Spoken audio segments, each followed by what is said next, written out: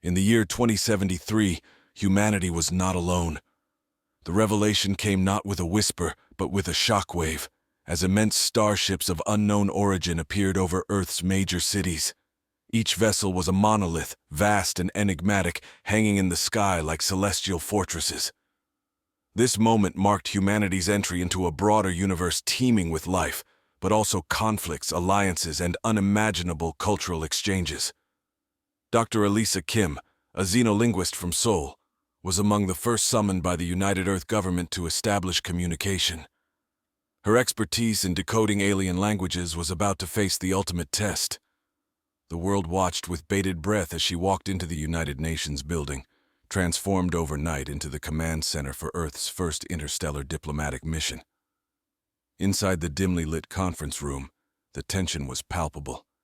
Elisa adjusted the interface of her translation device, a combination of AI deep learning modules and quantum computing interfaces designed to adapt and learn from extraterrestrial syntax and phonetics. She was ready, or as ready as one could be for such an unprecedented event. The initial encounter was broadcast globally.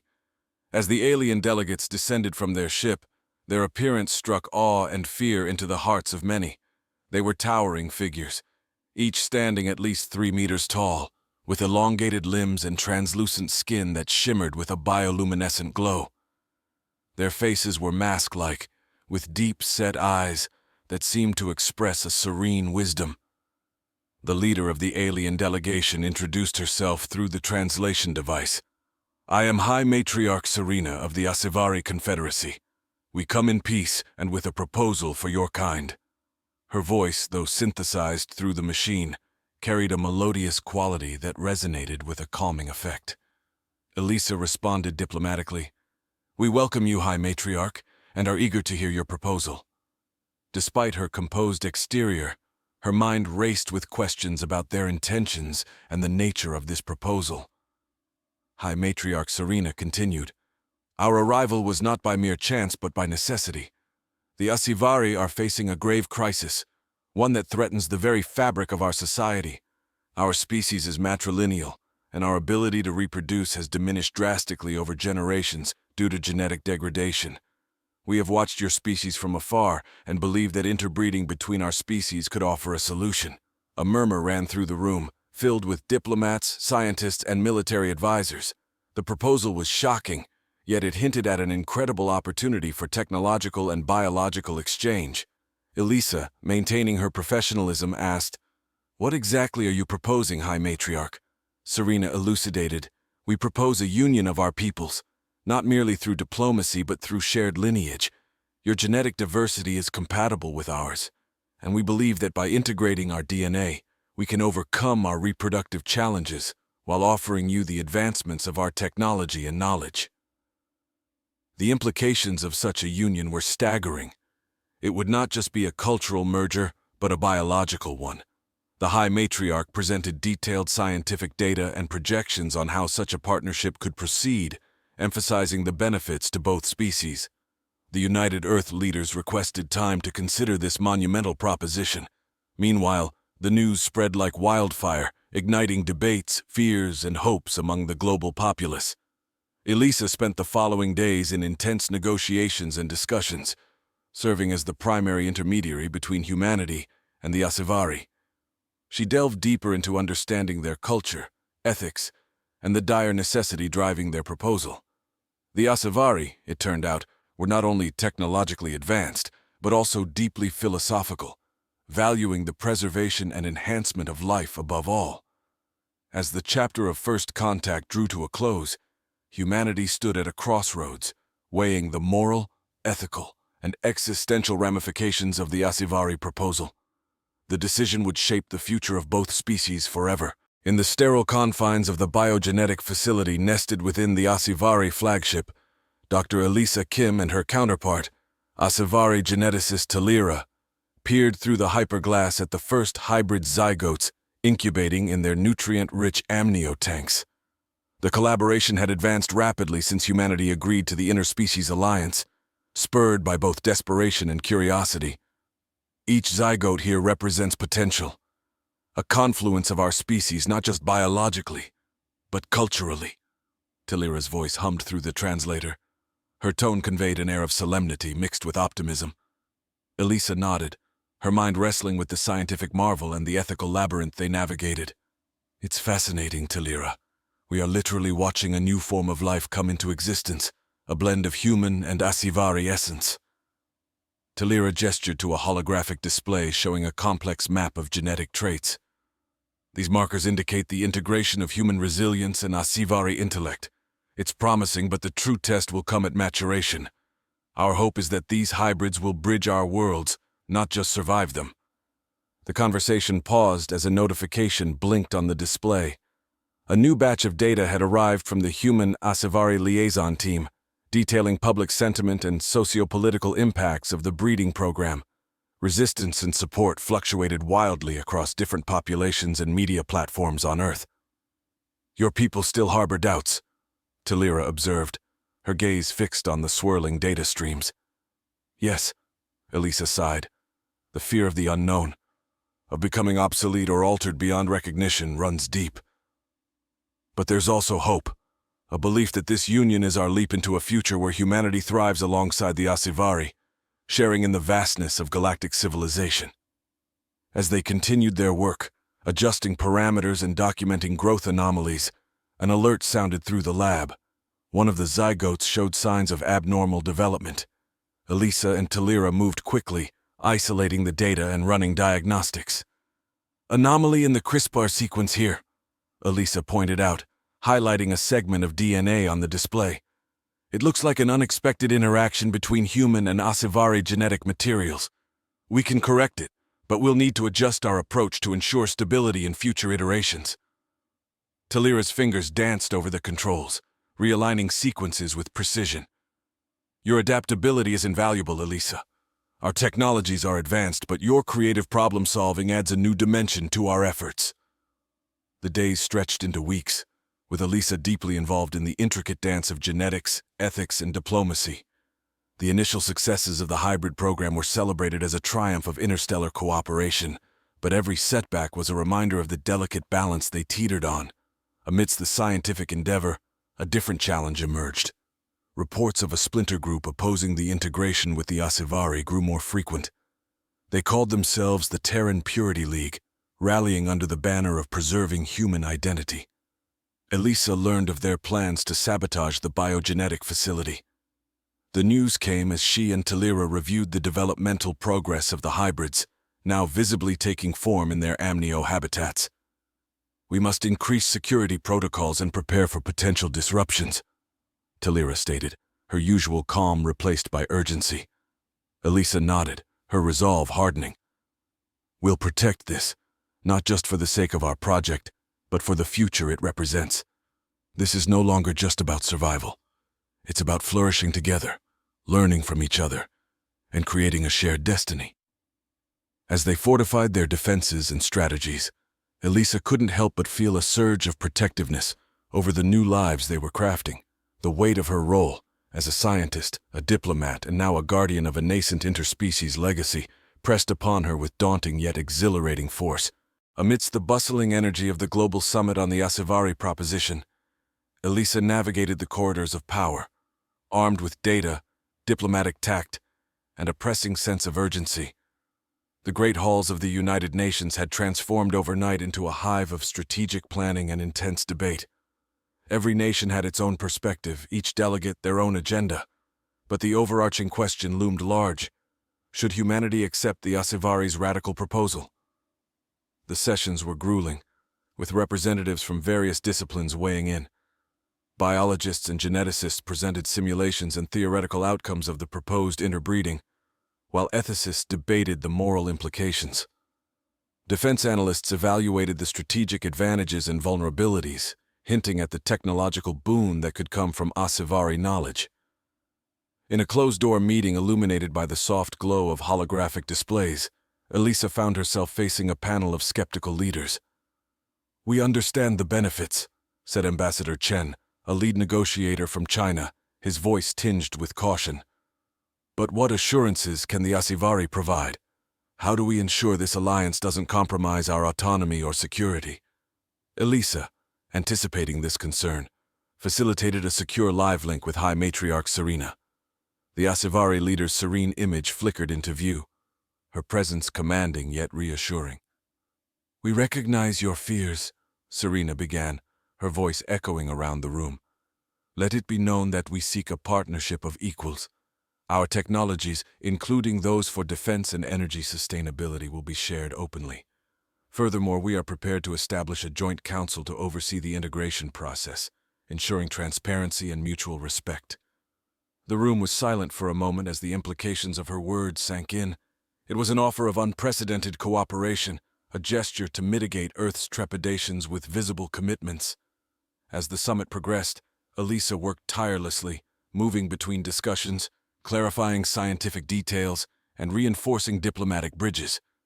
Her expertise and even-handed approach earned her the trust of many delegates, becoming a linchpin in the delicate negotiations. Meanwhile, outside the assembly, public opinion was a whirlwind of speculation and emotion. Media outlets churned out endless analyses and opinion pieces. Protests and support rallies sprang up in cities across the globe, a testament to the divisive nature of the Asivari's presence. One evening, after a particularly long session, Elisa met with Dr. Rajiv Malhotra, an Indian geneticist whose support she knew could sway many undecided delegates. Over coffee in a quiet corner of the summit's lounge, they pored over genetic data and projections. "Your concern is valid, Rajiv," Elisa acknowledged, noting his hesitation. "The risks are non-trivial, but consider the potential scientific renaissance. This could be a turning point in human evolution, an opportunity to leap forward in ways we can't yet fully predict." Dr. Malhotra sipped his coffee, his brow furrowed. "And what of our identity, Elisa? Are we ready to blend not just cultures, but our very biology?" "It's a monumental shift, yes," Elisa conceded. "But throughout history, humanity has evolved through its interactions. Cultures, ideas, and yes, even genes have mingled, leading us to greater diversity and strength. Perhaps this is simply the next step in our collective narrative." Convinced, Dr. Malhotra nodded slowly. "All right, I will voice my support. Let's ensure, however, that our safeguards are as robust as our aspirations."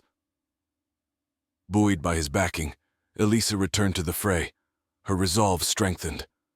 The days stretched on, and as the final vote approached, the atmosphere grew electric with anticipation and anxiety. When the day of the vote arrived, Elisa watched from the gallery as each nation cast their vote. The outcome would not only decide humanity's immediate future, but would also set the course for generations to come. As the final tally was announced, affirming the partnership with the Asivari, a mix of relief and awe washed over her. Humanity had chosen to step into the unknown, together with a once unimaginable ally, in the shadowy depths of the Terran Purity League's headquarters.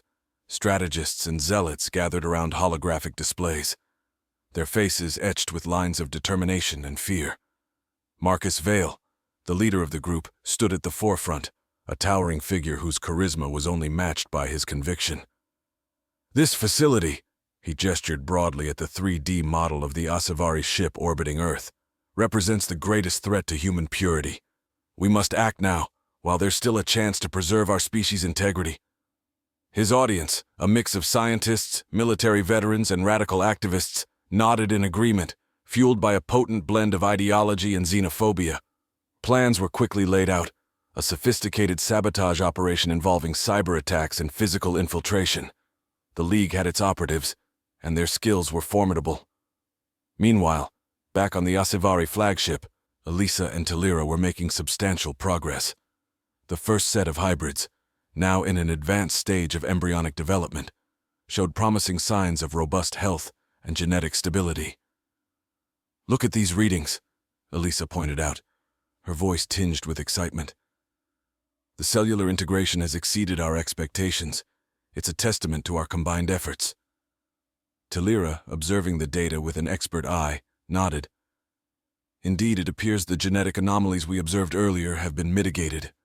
It's remarkable. The resilience of these hybrids could lead to unprecedented advancements in both our species." Their scientific reverie was abruptly interrupted by an urgent security alert.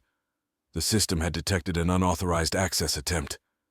"It seems our concerns were justified," Talira noted, her voice steady but concerned. "We must secure the embryos and our data immediately." Security measures snapped into place, shielding the core of the facility with layers of cyber defenses and physical barriers. Elisa contacted the security team, coordinating a rapid response to protect the critical areas of the lab.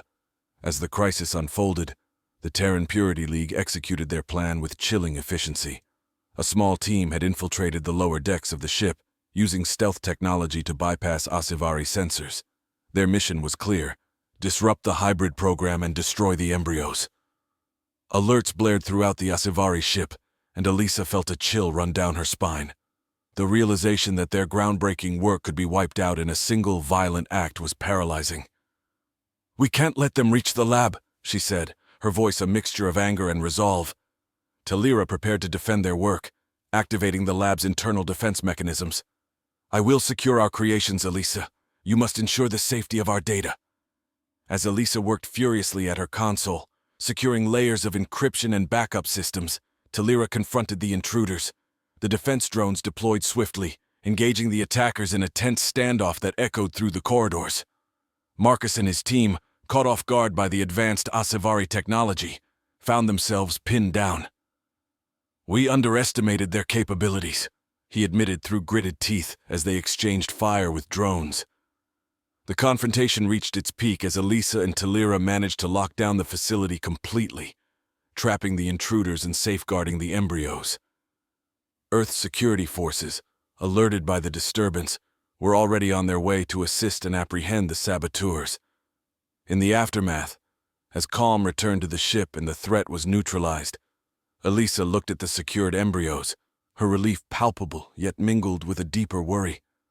The attack was a stark reminder of the profound divisions within humanity, and the challenges that lay ahead in forging a shared future were more daunting than ever.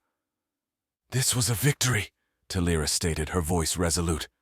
"But the path forward will require more than just scientific achievement.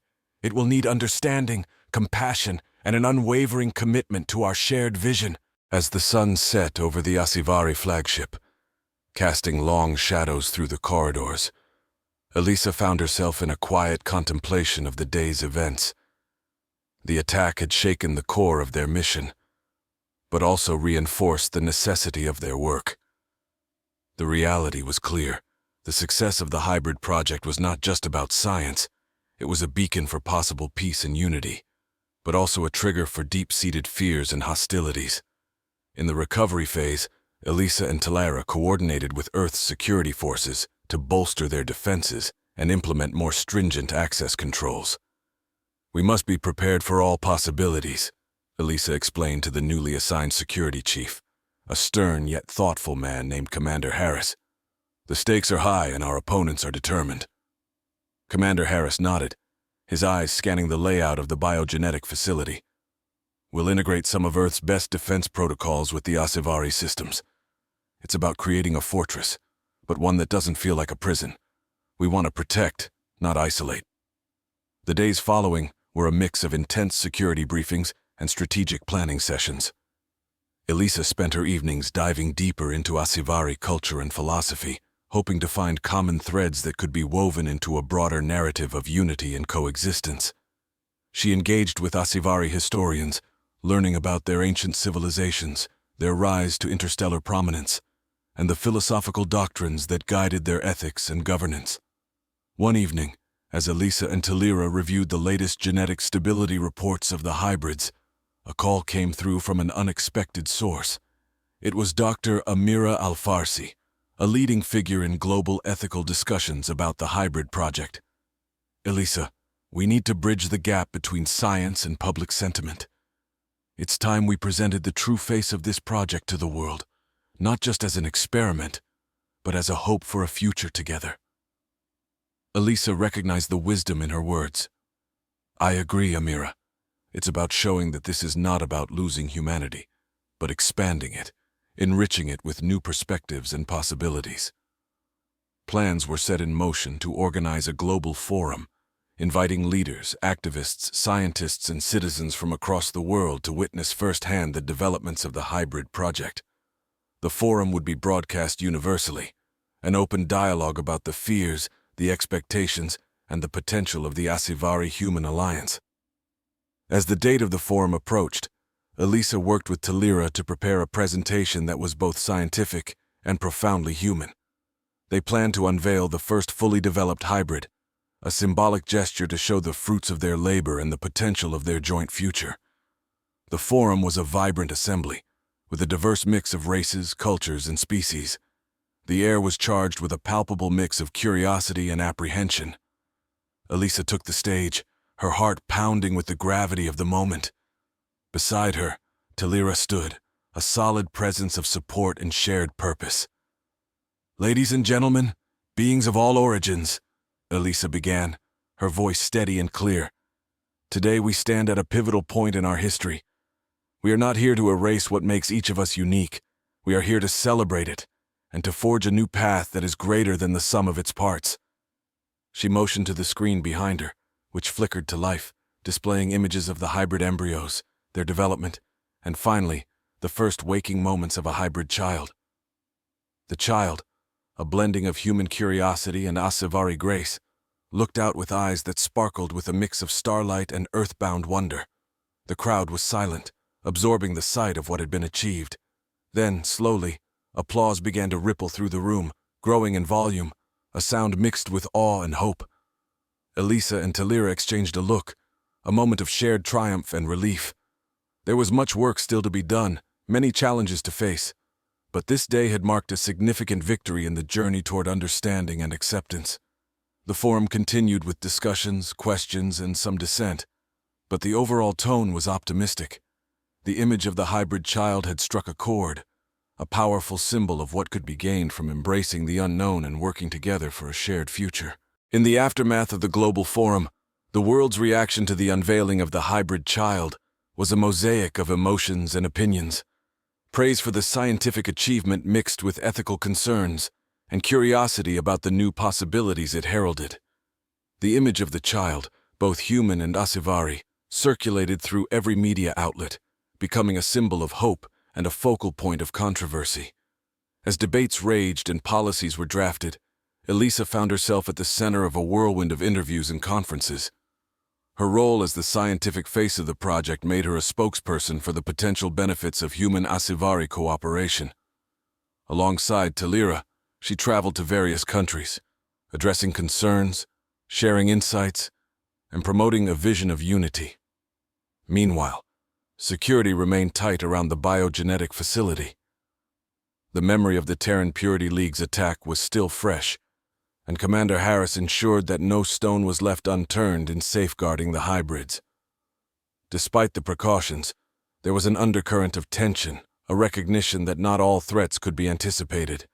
As the hybrids grew, showing a blend of robust health and unique traits from both species, they became living proof of the project's success.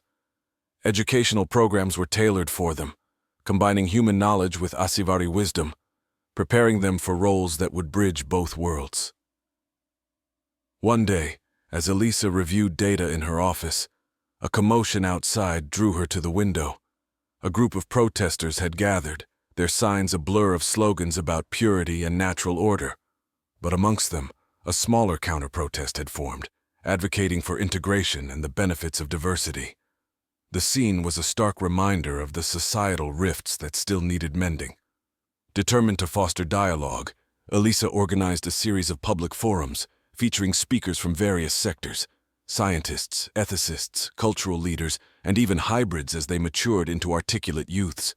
These events were broadcast globally, allowing people to voice their fears and hopes, creating a platform for transparency and education. As the years passed, the hybrids began to take on more public roles. Some became ambassadors, others scientists and artists, each contributing to society in ways that highlighted the strengths of their blended heritage.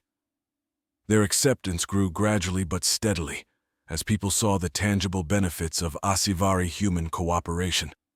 During a significant anniversary of the first hybrid's unveiling, a grand event was held at the United Nations, attended by delegates from across the galaxy. Elisa, now a respected leader in interspecies relations, gave a speech that reflected on the journey and looked forward to the future. Today we celebrate not just a scientific milestone but a cultural renaissance, she declared, her voice echoing in the assembly hall. The hybrids among us are not just a fusion of two species. They are a beacon of what we can achieve when we embrace diversity and strive for unity. As applause filled the hall, Elisa felt a profound sense of accomplishment and hope. The road had been fraught with challenges, but the progress was undeniable. Humanity and the Asivari had not only altered their biological destinies, but had woven a tapestry of shared existence that promised to enrich both species for generations to come. In the quiet of her office later that day, Elisa looked out over the skyline, her thoughts turning to the future. The world was forever changed, but the work of building understanding and trust continued. With each new day, each challenge faced, they were crafting a shared destiny, a testament to the power of unity in diversity. The legacy of their efforts, embodied in the thriving lives of the hybrids, was a promise of endless possibilities, a future forged from the courage to transcend boundaries and the vision to dream beyond the stars.